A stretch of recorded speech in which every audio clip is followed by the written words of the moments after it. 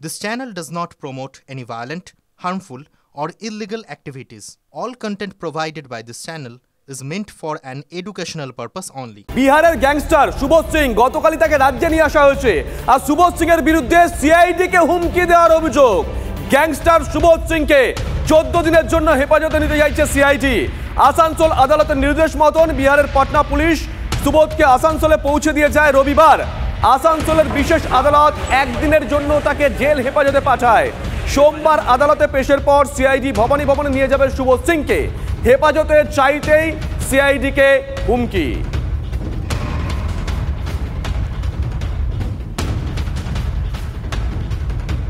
मतलब का है। अर्जुन सिंह को पहचानता? अर्जुन सिंह नहीं।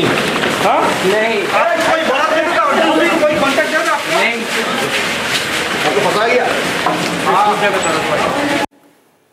টেলিফোনে আমাদের সঙ্গে রয়েছেন আমাদের সহকর্মী চন্দ্রশেখর। চন্দ্রশেখর, গতকালই সুবোধ সিংকে দেখেছিলাম, সে বলছে এ রাজ্যের পুলিশ আইন শৃঙ্খলা রক্ষা করতে পারে না, তাই তার উপরে দোষ চাপাচ্ছে, আর আজকে সিআইডি কে হুমকি দিচ্ছে। কতটা সাহস, কি ঘটেছিল আজকে?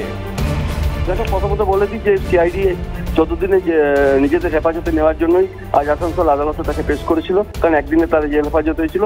কিন্তু যেহেতু আজকে আসানসোল আদালতে সারা দেশ জুড়ে আদালতে কর্মবিরতি চলছে, তাই দুপক্ষের আইনজীবীরা আজকে ছিল না, এবং সেজন্য কিন্তু আবার তাকে 3 তারিখে জেল হেফাজতে পাঠানো হয়। অর্থাৎ 3 তারিখের পর 14 দিনের সিআইডি হেফাজতে যাবে। এর মধ্যে যেটা ঘটে, আদালত থেকে যখন তাকে জেলে নিয়ে যাওয়া হয়, সিআইডি যারা অফিসার রয়েছেন, যখন ঠিক জেল চত্বরের মুখে সুবোধ সিংকে নামানো হয়, তখন সুবোধ সিং এর সঙ্গে কথা কাটাকাটি হয়, এবং সুবোধ সিং কার্যত দেখে নেওয়ার হুমকি দেয় এবং বলে যে আপ লোক ऐसे काहे कर रहे हैं, আপনারা কেন এইসব করছেন, আপ লোক দেখ লেঙ্গে। এমনকি এরকম অভিযোগ আসছে যে আয়ও রয়েছে, তার পরিবারকে উড়িয়ে দেওয়ার হুমকি পর্যন্ত দেওয়া হয়েছে। আসানসোল দক্ষিণ থানায় সিআইডির তরফ থেকে সেই অভিযোগ দায়ের করা হয়েছে ইতিমধ্যেই, এবং গত কয়েকদিন ধরে আমরা দেখছিলাম যে সুবোধ সিং, নজর থাকবে চন্দ্রশেখর, নজর থাকবে, নজর রাখো।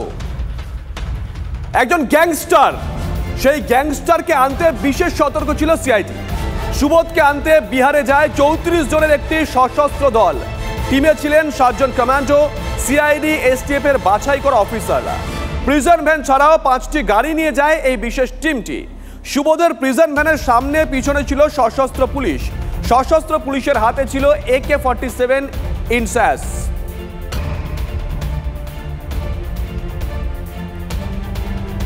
আরেকটা ছবি দেখায়, এ রাজ্যের ছবি। স্কুলে সরকারি পাঠ্য বইয়ের জোগাড় নেই, কিন্তু খোলা বাজারে চড়া দামে বিক্রি হচ্ছে বিনামূল্যের বই। পড়ুয়ারা পিডিএফ এর বই পড়ছে। ভেবে দেখুন একবার, উচ্চ মাধ্যমিকের বাংলার 2টো বইয়ের দাম খোলা বাজারে 500 টাকা।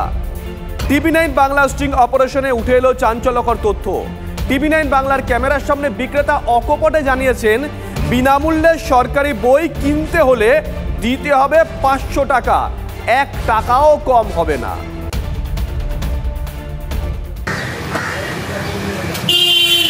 এটা 11-এরটা তো? হ্যাঁ। এটার দাম কত? 400। 500 টাকা কত? 500। 500 টাকা কত? 500। এই দুটোর দাম 500 টাকা? দাদা, এই দুটো 500? এটা কি স্কুল থেকে দেয়? হ্যাঁ, গভর্নমেন্ট স্কুলে পড়ে কি ফোন করে আবার? গভর্নমেন্ট স্কুলে পড়ে? জানি না, আমাকে বললো 11-এর বাংলা বই লাগবে। কিনতে হবে বলে যাও, গভর্নমেন্ট স্কুলে রিসিভ করছি। যখনই বাইরে সে বই, ছাপা বইটা যদি পাওয়া যায়, যে কোনো চেহারায় ছাপা বই যদি বাইরে পাওয়া যায়, তাহলে সেই বই বিক্রিটাকে বলা হয় বেআইনি পদ্ধতিতে বই বিক্রি। এবং শুধু এটা বলে দিলে কিন্তু কাউন্সিলের কাজ শেষ হয় না, রাজ্য প্রশাসনের কাজ শেষ হয় না। সাথে সাথে স্পেশাল ব্রাঞ্চ, আইবি, এদের মাধ্যমে কলেজ স্ট্রিট বইপাড়া মূলত এবং জেলার যে সমস্ত জায়গা থেকে বাল্ক বই ট্রানজ্যাকশন হয়, সে সমস্ত জায়গায় সার্ভাইলেন্সে রাখা, এবং সেখানে বেআইনি পদ্ধতিতে যদি বই বিক্রি হয় তাহলে সেটাকে সিজ করা এবং তাদেরকে অ্যারেস্ট করা, এবং নিয়মের মধ্যে থেকে যে পদ্ধতিগুলো রয়েছে সে পদ্ধতিগুলো নেওয়া। এটা সরস্বতী প্রেস থেকে ছাপা জিনিসের একটা লজিস্টিক্স রয়েছে, সেটা কি পদ্ধতিতে, কোন চ্যানেলের মাধ্যমে এসে কিভাবে পৌঁছবে, এটা ওয়েল ডিফাইন্ড এবং অত্যন্ত সিকিউরভাবে তাদের সেটা মেনটেন করবার কাজ করেন তারা। তাহলে সেখানেও নিশ্চয়ই কোনো লিকেজ হয়েছে, যে লিকেজটা না হলে সেই বই তাদের লজিস্টিক্সের বাইরে কখনো বেরোতে পারে না। সরাসরি সরস্বতী প্রেসের ছাপা করা বই সেটা বিক্রি হওয়াটা খুব ডিফিকাল্ট, সেটা আমাকে খোঁজ নিতে হবে। কিন্তু একটা অভিযোগ এসছে যে পিডিএফ থেকে প্রিন্ট আউট নিয়ে সেটাকে বাঁধিয়ে কলেজ স্ট্রিটে বিক্রি হচ্ছে, সেটা অন্যায়। আমরা ডেফিনেটলি যথাযথ জায়গায় সেটা রিপোর্ট করব। আমি শুনলাম, আমি গত সপ্তাহেই শুনেছি ঘটনাটা।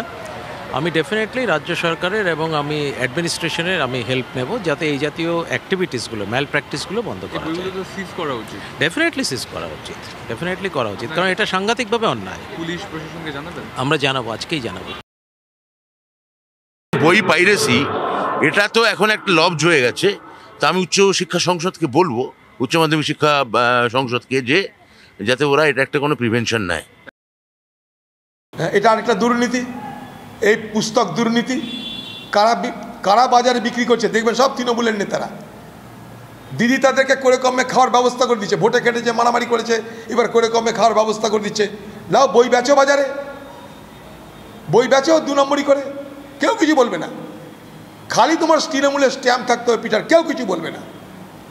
এটা একটা পুস্তক দুর্নীতি শুরু হচ্ছে বাংলায়। এর আগে নিট কেলেঙ্কারি, এবার পুস্তক কেলেঙ্কারি শুরু হয়েছে। এদিকে মাধ্যমিক পরীক্ষার খাতায় অজস্র ভুল, পরীক্ষকদের সতর্ক করল মধ্যশিক্ষা পর্ষদ। মাধ্যমিকের মূল্যায়নে উত্তরপত্রে নম্বর যোগে ভুল 12,000, একটা দুটো নয়, 12,000 উত্তরপত্রের নম্বরে গরমিল। পরীক্ষকদের সতর্ক করল মধ্যশিক্ষা পর্ষদ, আর যেন এমন ভুল না হয় সতর্ক করেছে পর্ষদ। তৃণমূল কংগ্রেসের গোষ্ঠীকন্দল কামারহাটিতে, আর এবার বিধাননগর, সেখানেও কি এক ছবি। বিধাননগরের মেয়র কৃষ্ণা চক্রবর্তীর মন্তব্যে জল্পনা। কে কে সাপের ভূমিকা পালন করছে আপনারা জানেন? নাম না করে কাকে নিশানা করলেন বিধাননগরের মেয়র? বিধাননগরের চেয়ারম্যান সব্যসাচী দত্তের সঙ্গে যোগাযোগ করলে তিনি বলেন বন দপ্তরে খবর দিন। মানুষ শেষ কথা বলে, আপনারাই শেষ কথা বলবেন। কে আপনার পাশে, কে আপনার পাশে নেই, কে ভালো কাজ করছে, কে সাপের ভূমিকা পালন করছে, সেটা আপনারা বুঝে গেছেন, বুঝে নেবেন। বিধাননগর মাথা উঁচু করে ছিল, আছে, থাকবে। বন দপ্তরকে খবর দিন, বন দপ্তরকে খবর দিন।